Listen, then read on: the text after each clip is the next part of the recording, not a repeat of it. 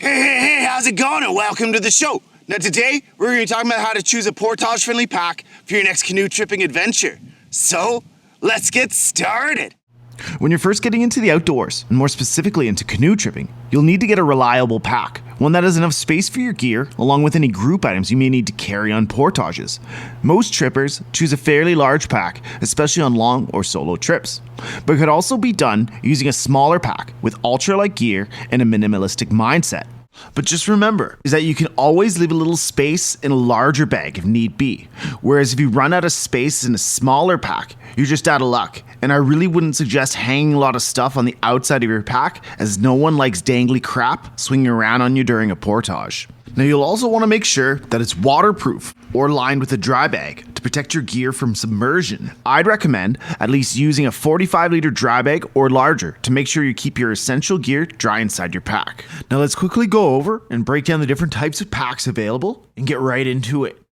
Internal frame packs, commonly known as expedition bags, have very light, often flexible frames built into the pack itself, usually made from aluminum, plastic, or fiberglass, with some of these packs having the option to remove the frames entirely to reduce weight. The frames within these packs help in keeping everything together and reduces the movement of gear within the pack, while often being contoured for increased comfort and fit. Internal frame packs are also highly adjustable and are quite sturdy, often with great exterior storage and accessibility options. These packs are very versatile, lending themselves well to a large variety of outdoor activities, and are generally considered to be the preferred choice for most serious canoe trippers and backpackers. Now, another solid option to consider are the external frame packs of old, generally used nowadays for hunting purposes. Traditionally used as heavy haulers, these packs tend to have a more heavy-duty, rigid frame on the exterior of the pack to keep things together and to help in carrying very heavy loads. These kinds of packs are often modular and are very versatile, as you can build your own system around them. For instance, you can easily add or strap down various bags and gear items like a pack or day bag, as well as dry bags, coolers, and duffels. With many frame packs, you can also attach gear pouches or hardware to the frame itself. With so many configuration options, these packs work great for groups, as you can consolidate several people's gear items together onto one pack by strapping several dry bags down to the frame. On another note, these modern external frame packs work really well as food packs on multi-day trips, as you can strap down multiple dry bags full of non-perishable foods, along with a variety of soft coolers for your perishables. Now, the main differences between internal and external frame packs is how much they can haul, the way they carry a load, and the overall weight of the pack itself. In short, internal frame packs are much lighter, are more flexible, and in turn promote greater mobility on the trail. In comparison, external frame packs are much heavier overall, but because of their rigidity, they can actually carry more, as they transfer their weight onto the hips very well, with a small sacrifice in lateral stability. Now, there are also great waterproof backpacks available on the market. These will do the trick quite well, as they are essentially heavy-duty, top-loading dry bags with backpack straps, often with a hip belt.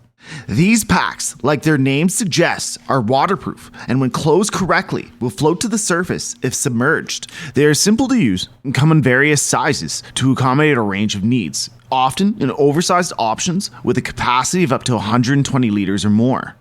Now, there are also those old canoe packs available, which have traditionally been built to maximize space for gear without being too tall overall. This is in order to fit underneath the canoe effectively while being carried on portages. Now, canoe packs are generally large, wide, and rugged, as well as being able to haul serious weight. But just like waterproof packs, they aren't exactly the most comfortable option on the market, usually due to a lack of a frame.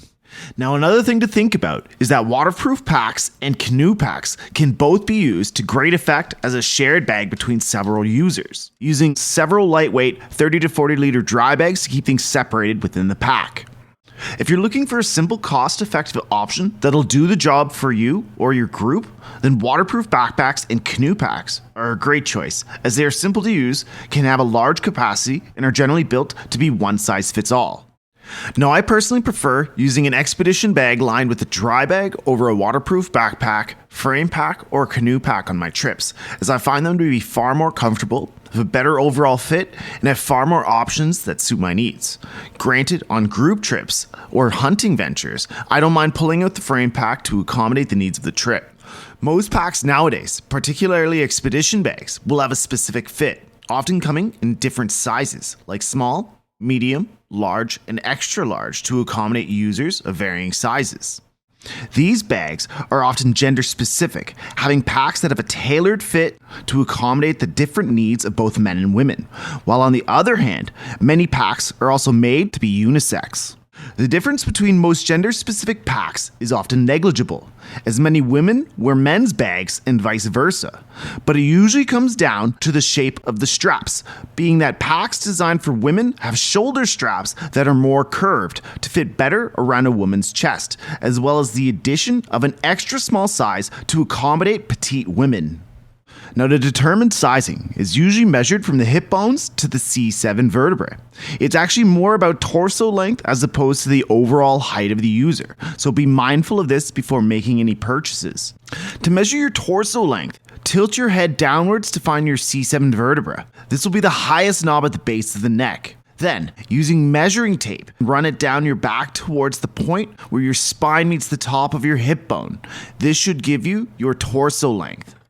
In short, you want the weight of the pack to rest comfortably on the hips without the frame at the top of the pack hitting you in the back of the neck or at the base of the skull.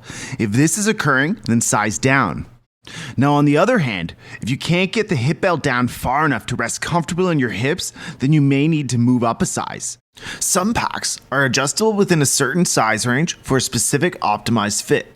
There are also one-size-fits-all packs, or more appropriately, one-size-fits-most packs, as they have shoulder harnesses that are fully adjustable. Just keep in mind, those on the smaller end of the spectrum with shorter torsos will have a hard time fitting into these packs comfortably due to the height of the frame. On top of that, the shoulder straps should preferably be flush with the shoulders themselves, with little to no air gap between them. When choosing a pack, I'd suggest looking for something with a fully adjustable padded hip belt, as this will help support the weight more comfortably on your hips and reduce pack movement. Also, make sure the pack has an adjustable sternum strap for further comfort and support. Most packs have great exterior storage options and additional features, like water bottle holders, axe loops, quick drying mesh storage, grab handles, gear loops or daisy chains, trekking pole tie downs, and plenty of external pockets, usually on the hip belt and within the top lid or brain of the pack for quick access items. Most packs will also have compression straps on the exterior of the pack to both keep things together as well as to help strap things down firmly to the pack itself.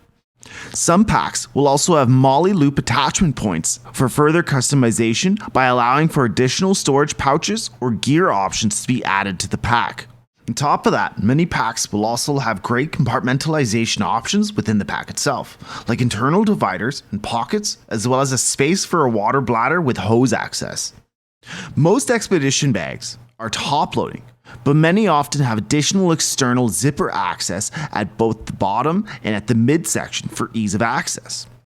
Another nice feature to look for is airflow, in that many packs will have breathable mesh on the back panel, hip belts, and shoulder straps, or are contoured in such a way to allow for air to rush across your back.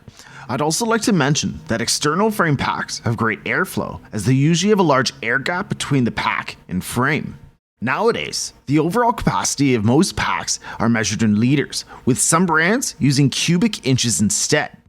For most canoe trippers, I'd recommend using a 70 to 90 liter pack, but if you're going solo or will be traveling in a small group, then you may want a larger pack, as you will need to carry more gear. Now just remember that you need to be able to actually carry the pack when fully loaded, preferably with a canoe on your back, so the overall size and pack weight really do matter on those portages. If your bag is overpacked and too heavy, the added weight of a canoe isn't going to help. And if the pack is too tall when on your back, then the yoke of the canoe may not rest on your shoulders properly.